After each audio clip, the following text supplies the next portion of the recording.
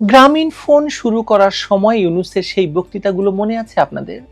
বাংলাদেশের মহিলাদের জীবন পাল্টে দেওয়া গল্প ভিডিও করে বিভিন্ন দেশ থেকে পয়সা আনার জন্য সে কি ছুটোছুটি ইউনূসের। গ্রামীণ এখন দেশের অন্যতম বৃহৎ মোবাইল নেটওয়ার্ক এবং ইউনূসের আয়ের সবচেয়ে বড় উৎস। কিন্তু হঠাৎই ইউনূসের অবৈধ শাসন আমলে কেন মোবাইল ফোন ব্যবসায়ীরা দিনের পর দিন রাজপথে পড়ে আছেন বলুন তো? কি চাইছেন তারা ঢাকার এখানে সেখানে জড়ো হয়ে? আর সরকারি বা কি এমন করলো যে মোবাইল ফোন বিক্রেতাদেরকে রাস্তায় নামতে হলো? আসুন তো বিষয়টি জানার চেষ্টা করি এবং বোঝার চেষ্টা করি।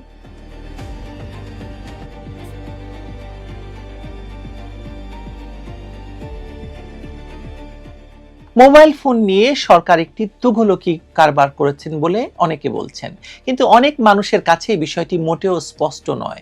দ্বন্দ্বটা আসলে কোথায়? মোবাইল ফোন বিক্রেতারা মাঠে নেমেছেন ঠিকই, কিন্তু সরকারের পক্ষ থেকে তাদের সঙ্গে কোনো আলাপ করার কোনো উদ্যোগ নেই, এমনকি জনগণকেও বোঝানোর কোনো দায় নেই। ওদিকে প্রবাসী শ্রমিকরা বলছে তারা আর দেশে টাকা পাঠাবেন না। এগুলো কিভাবে সম্পর্কিত সেটা জানা এবং বোঝার প্রয়োজন আছে নিশ্চয়ই, তাই না? আপনার কি মনে হয়, এটা কি কেবল সরকার মোবাইল ফোন সেট রেজিস্ট্রেশনের ঘোষণা দেওয়ায় মোবাইল ব্যবসায়ীদের ব্যবসা বন্ধ হয়ে যাওয়ার ভয় থেকে সৃষ্ট পরিস্থিতি, নাকি এই লড়াইটার সঙ্গে কর, প্রযুক্তি, ব্যবসা সবকিছু জড়িত, মাফিয়ারা জড়িত? আমার তো মনে হয় এটা বাংলাদেশের অর্থনীতি এবং সামাজিক গতিশীলতার মেরুদণ্ড কোন দিকে যাবে সেই নিয়ন্ত্রণ নিয়ে টানাটানির দিকেই নিয়ে যাওয়া হচ্ছে বিষয়টিকে। মোবাইল খাতটা ছোট, কিন্তু বাজার ছোট নয়। কয়েকটি বড় কোম্পানি, কয়েক লাখ কর্মী, কোটি কোটি গ্রাহক আর কোটি কোটি ডলারের ক্যাশ ফ্লো। যে খাতে সরকার যদি নিয়ম বদলায় বাজার কেঁপে ওঠে, আর যদি বাজার কেঁপে ওঠে পুরো আর্থসামাজিক কাঠামোয় কম্পন ছড়িয়ে পড়ে। এখানে ব্যবসায়ীরা শুধু মূল্য বা মুনাফার হিসাব নিয়ে রাস্তায় নেমেছেন বলে আমার মনে হয়নি। তাদের ভয়টা আরেক স্তরে।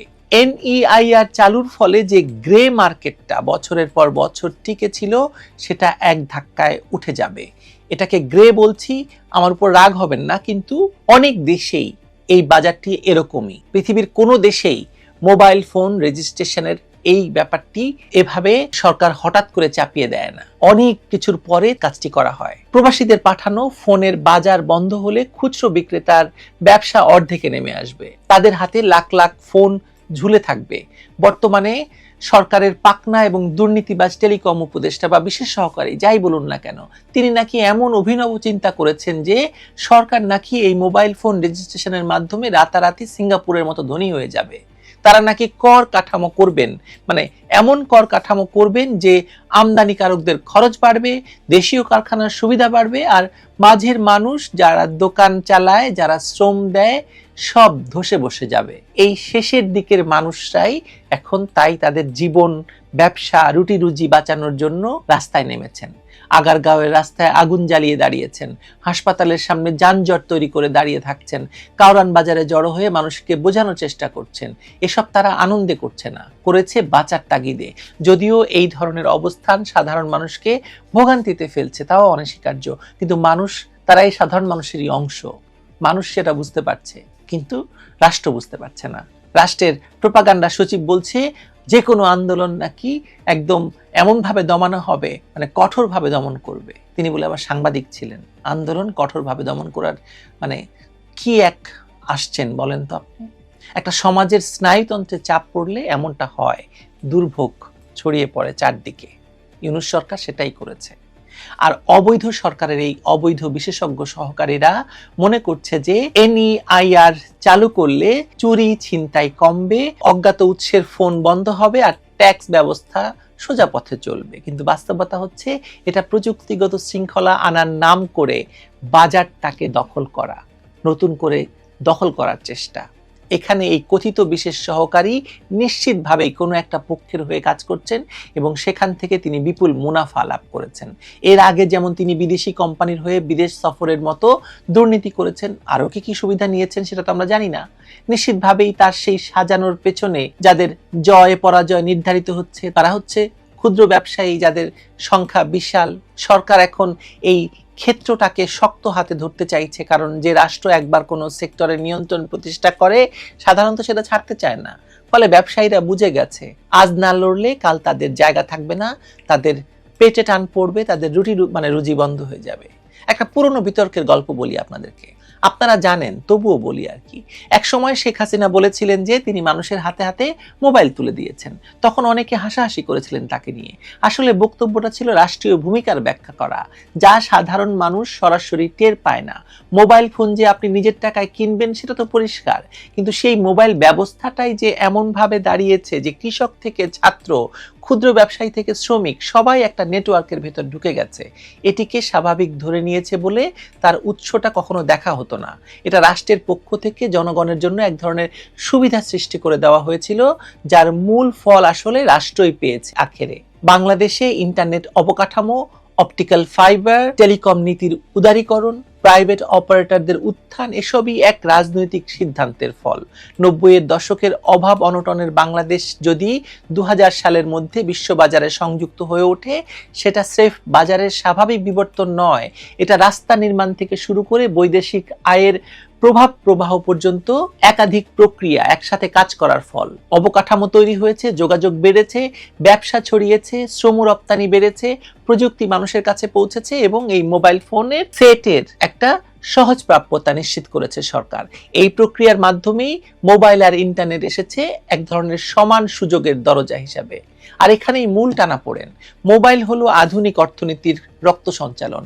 যেদিন আপনি সেই প্রবাহকে আটকে দেন, তার গতিপথ পরিবর্তন করেন, সেদিনই পুরো শরীর খারাপ হতে শুরু করে। ব্যবসায়ীরা যে ভয় পাচ্ছে যে সরকার খাতটাকে কন্ট্রোল করতে চাইছে, সেটা শুধু করের বিষয় নয়। তারা দেখছে রাষ্ট্র তার সবচেয়ে বড় যোগাযোগ নির্ভর শিল্পকে শক্ত করে চেপে ধরে আছে। তারা মনে করছে অগোছালো বাজারকে তারা গোছাবে। এই দুই দৃষ্টিভঙ্গির সংঘর্ষ আজ আগুন, ব্যারিকেড আর মাইকে ঘোষণা হয়ে ফুটে উঠেছে। কোনো আলোচনা নেই, কোনো মিউচুয়াল কোনো আন্ডারস্ট্যান্ডিং নেই। আপনি জাস্ট চাপিয়ে দিলেন যে এরকম একটা রেজিস্ট্রেশন হবে এবং মোবাইল ফোনের ব্যবসা বন্ধ হয়ে যাবে। লক্ষ্য করেছেন হয়তো যে ইউনূসকে কেন্দ্র করে দেশে একটা নতুন ব্যবসায়ী পক্ষ সৃষ্টি হয়েছে। তাকে কেন্দ্র করে দেশের রাজনীতিতে একটা নতুন মেরুকরণ তৈরি হয়েছে, যেখানে পুরনো নতুন শক্তিগুলো নিজেদের অবস্থান গুছিয়ে নিচ্ছে। এর মধ্যে মোবাইল খাতের মতো জায়গা সবচেয়ে স্পর্শকাতর, কারণ এটা শুধু অর্থনীতি নয়, মানুষের আচরণ, তথ্য প্রবাহ, সামাজিক সংগঠনকে প্রভাবিত করে। বিএনপির নেতা আমির খসরু মাহমুদ চৌধুরী বলেছেন যে তারা ক্ষমতায় গেলে তারা এই আইআরআই কি যেন এসব বন্ধ করে দেবেন, কোনো রেজিস্ট্রেশন হবে না। মানে যে কেউ রাষ্ট্র ক্ষমতার নিকটে আসতে চাইলে মোবাইল ইন্টারনেটের মতো সেক্টর তার প্রথম নজরের তালিকায় থাকবে, কারণ অনেক পয়সা আছে এখানে। এই সেক্টরকে যদি নতুন করে গঠন করা যায়, তাহলে অর্থনীতি থেকে জনমত সবকিছু নাকি নিয়ন্ত্রণ করা যায়। সরকার তাই চাইছে। এটাকেই বলা হচ্ছে তগলকি কারবার, যেখানে নিয়ম প্রণয়ন নয় বরং হিসাব নিকাশের মাধ্যমে ক্ষমতার পরিধি বাড়ানো হচ্ছে। এটাই মূল উদ্দেশ্য, টাকা আয় মূল উদ্দেশ্য এবং কিছু ব্যবসা করে নেওয়া। আর সাধারণ মানুষের, বিশেষ করে প্রবাসী শ্রমিকের কিছু বাড়তি আয় আর মোবাইল ব্যবসায়ীদের রুটি রুজির উপর আঘাতটা এসে পড়েছে সরকারের এই তগলকি কাণ্ডে। আজ যে এনইআইআর কে কেন্দ্র করে এত হইচই, সেটা প্রযুক্তিগত নিরাপত্তার কারণে যতটা, তার চেয়ে বেশি ক্ষমতা নীতির কারণে। যে মুহূর্তে প্রত্যেক ফোনের গতিবিধি, লেনদেন মালিকানা রাষ্ট্রের ডাটাবেজের অংশ হয়ে যায়, তখন প্রযুক্তি আর কেবল ডিভাইস থাকে না, সেটা হয়ে যায় ক্ষমতা প্রয়োগের হাতিয়ার। ব্যবসায়ীরা এটা অন্যভাবে টের পাচ্ছেন, যখন নিয়ম বদলে তাদের মজুত করা 50 লাখ ফোন এক লহমায় ঝুঁকিতে পড়ে যাবে। একটা সেক্টরকে এমনভাবে কোণঠাসা করা হচ্ছে যাতে ভবিষ্যতে এর নিয়ন্ত্রণ পুরোপুরি একটি পক্ষের হাতে চলে যায়। সংঘাতটা শুধু ট্যাক্স বা রেজিস্ট্রেশনকে কেন্দ্র করে নয়, এটা প্রশ্ন তুলছে কোন রাষ্ট্র মডেলে বাংলাদেশ এগোবে। সেটা যে মডেলে প্রযুক্তি বাজারের হাতে থাকবে, নাকি যে মডেলে প্রযুক্তি রাষ্ট্রের কঠোর নিয়ন্ত্রণে চলবে। শেখ হাসিনার সময় যে শিথিলতার সুযোগ ছিল, সেটা বাজারকে বড় করেছে, বিস্তৃত করেছে, মানুষকে শক্তি দিয়েছে, ভাষা দিয়েছে, ডিজিটালাইজেশনকে গতি দিয়েছে। কিন্তু এখন সেই খোলামেলা জায়গাটা সংকুচিত করার চেষ্টা করছে এই অবৈধ ইউনূস সরকার। ইউনূস পরবর্তী রাজনৈতিক সমীকরণে এটাকে আরো ভয়ঙ্কর করে তুলতে চাইছে। শেখ হাসিনার সবচেয়ে বড় দূরদর্শী সিদ্ধান্ত ছিল ডিজিটাল অবকাঠামো গড়ে তোলা, ইন্টারনেটকে সবার নাগালে আনা আর মোবাইলকে হাতের মুঠোয় পৌঁছে দেওয়ার পথ খুলে দেওয়া। তিনি যখন বলেছিলেন যে মোবাইল মানুষের হাতে পৌঁছেছে, সরকারের উদ্যোগের কারণে, আসলে এই কাঠামোগত পরিবর্তনকেই তিনি বোঝাতে চেয়েছিলেন। অনেকে সেটা বুঝতে না পেরে ঠাট্টা করেছেন, কারণ তাদের ধারণার পরিধি শুধু একটা ডিভাইস কেনার মধ্যে সীমাবদ্ধ ছিল। আজ যে চ্যানেলগুলো দেশের অর্থনৈতিক প্রবাহকে বাঁচিয়ে রেখেছে, সেগুলো বাক্সবন্দি করার চেষ্টা চলছে। লক্ষ্যটা কিন্তু খুব সরল। যে স্তম্ভগুলো বাংলাদেশের উন্নয়নকে টেনে তুলেছিল, একে একে সেগুলো একদম নিষ্ক্রিয় করে ফেলা হচ্ছে। ট্যাক্স নিয়ে যারা নাটক করতে আসবেন, তাদের বুঝে রাখা ভালো যে ট্যাক্স এমন এক জায়গা যেখানে রাষ্ট্র আর নাগরিককে যদি দুটো আলাদা পক্ষ ধরে দেখা হয় তাহলে বোঝা যায় ট্যাক্স মূলত জনগণের উপর চাপ প্রয়োগের একটা পদ্ধতি। শেখ হাসিনার সরকার এই ব্যবসায়ী শ্রেণীকে অর্থাৎ জনগণের জন্য মোবাইল ফোন ব্যবসাটাকে হয়তো গ্রে জেনেও উন্মুক্ত রেখেছিলেন এবং তারা ব্যবসা করে জীবন চালাচ্ছিল। এখন ইউনূস সরকার তারা অবৈধভাবে এসে ক্ষমতায় দখল করে এটা মানুষের পেটে লাথি মারার চেষ্টা করছে, মানুষ তাই রাস্তায় নেমেছে। আমি হয়তো পুরো ব্যাপারটা খুব ভালো করে বোঝাতে পারলাম না, কিন্তু আমি যতটুকু বুঝেছি আমার কাছে মনে হয়েছে যে এটা আলোচনা এবং সরকার এবং মোবাইল ব্যবসায়ী সবার স্বার্থ রক্ষা করেই করা সম্ভব ছিল। কিন্তু এই সরকারের তো জনগণের কাছে যাওয়ার কোনো দায় নেই, নির্বাচনে দাঁড়াবে না, ফলে যা হবার তাই হয়েছে, একটা সংঘাতময় পরিস্থিতির সৃষ্টি হয়েছে। ভালো থাকবেন সবাই।